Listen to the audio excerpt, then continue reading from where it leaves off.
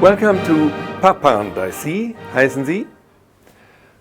Today we are going to talk about musical instruments, in particular about timpani and percussion, Pauken und Schlagzeug.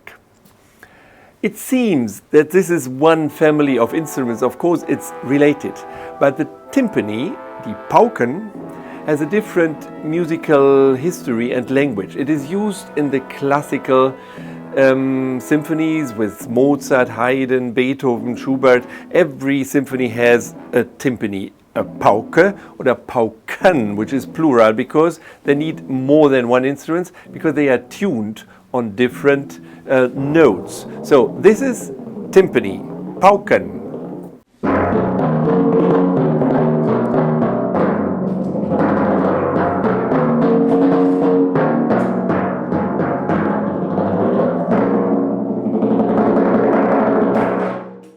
Timpani, Pauken.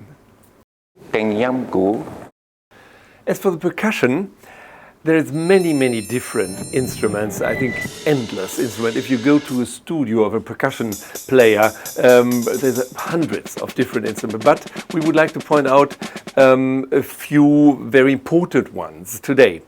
The Glockenspiel.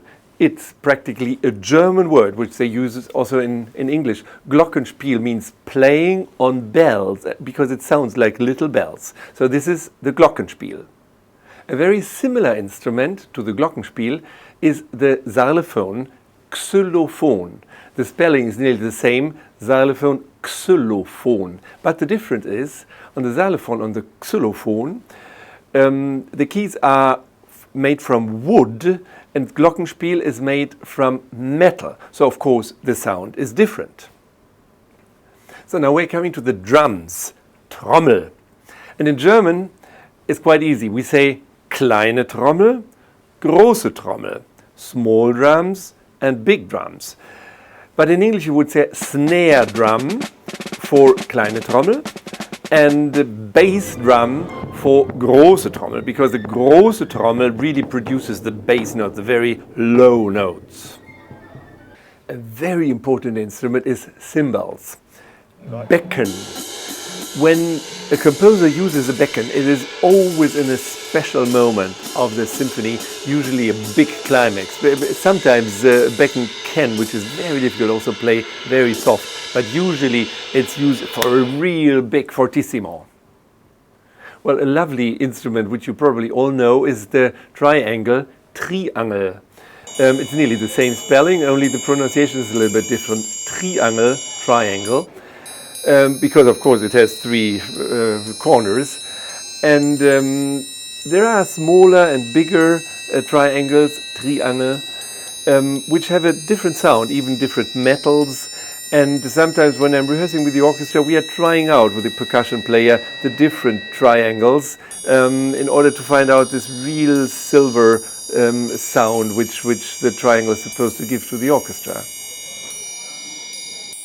敲擊樂 So, as I said, there are many different percussion instruments, and if you have the chance to go to see a percussion player in his studio and watch these hundreds of instruments, and they all probably have their individual names which you don't have to learn. But I brought some for you to see what we can do. For instance, isn't that lovely? Or a whip Peitsche, which is wood, but it is supposed to sound really like a whip, a Peitsche. Or you can go have a little frog.